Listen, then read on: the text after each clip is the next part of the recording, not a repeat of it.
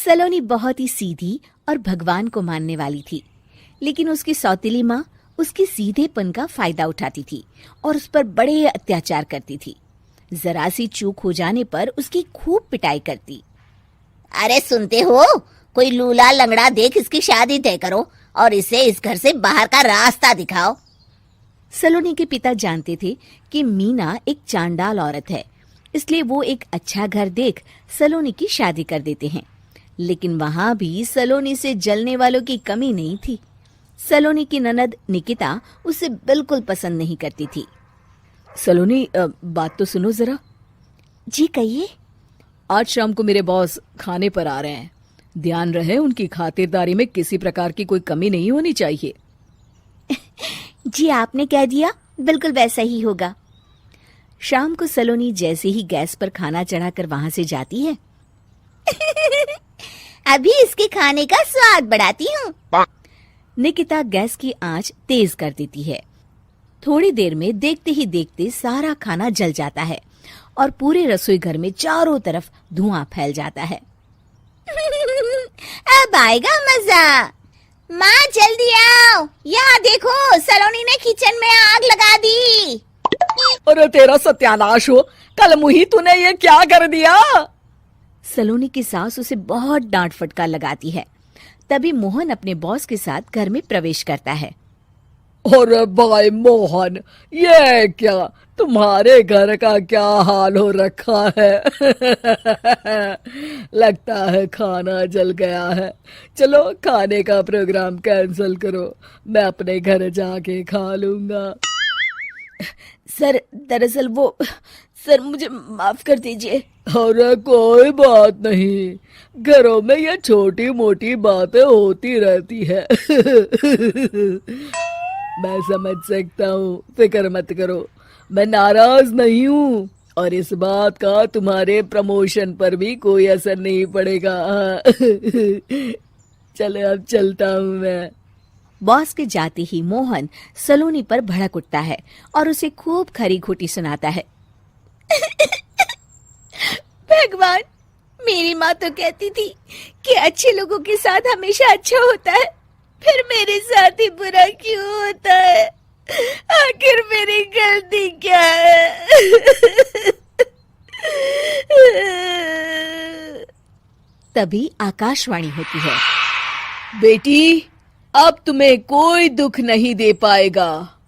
तुम्हारा बुरा सोचने वाले के मन की सारी बातें तुम पहले ही जान जाओगी। अगले दिन सलोनी निकिता को चाय देने उसके कमरे में जाती है। तब निकिता के मन में कुछ बातें चल रही थी। कल तो मैंने सिर्फ खाना जलाया था, अब तू देखती जा सलोनी, तेरा इस घर में जीना हराम कर दूंगी। अच्छा, तो ये बात है, अब इसे सबक सिखाना ही पड़ेगा। कुछ दिनों के बाद, सलोनी, मेरे कपड़े जल्दी से प्रेस कर दो, ऑफिस के लिए देर हो रही है। सलोनी मोहन के कपड़ों के पास प्रेस गर्म होने के लिए रख देती है और अपने कमरे में चली जाती है। तभी हॉल में निकिता आती है। सलोनी चुपके से उसे देख रही होती है। आज अगर मैंने ये कपड़े जला दिए तब तो पक्का मेरा भाई इस सलोनी की बच्ची को धक्के मार के घर से बाहर निकाल देगा। अरे तू क्या मुझे निकलवाएगी? महादेव है मेरे साथ। ठहर जा निकिता, आज तो तेरी खैर नहीं। सलोनी अपने पति मोहन को बुला लाती है और निकिता की सारी करतूत दिखाने लगती है।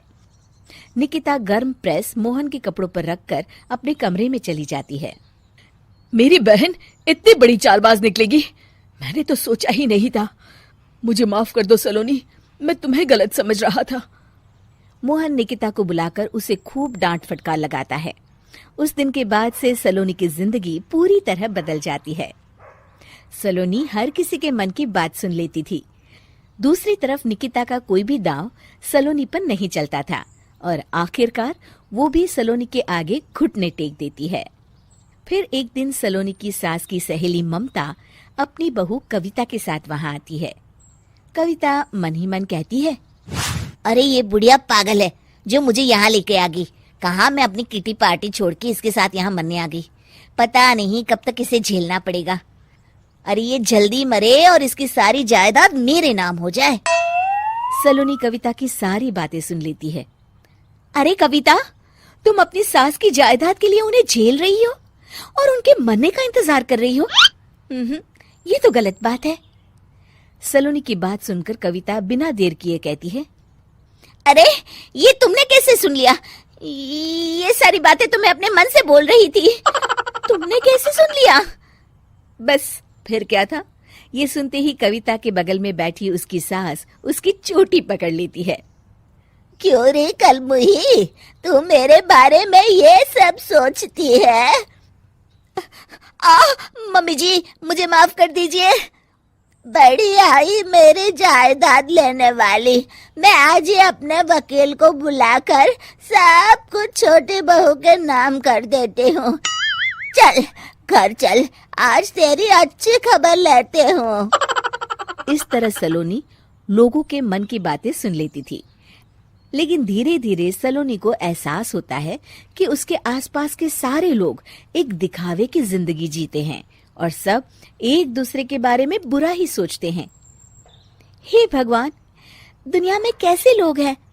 सबके मन छल कपट से भरे हैं। मैं तो लोगों के मन की बातें सुन सुनकर तंग आ चुकी हूँ। मैं अपनी जिंदगी में अब बहुत खुश हूँ। अब आप मुझसे ये शक्ति वापस ले लीजिए भगवान। इस तरह भगवान सलोनी को दी हुई शक्ति वापस ले लेते हैं और सलोनी एक आम जिंदगी जीने लगती है।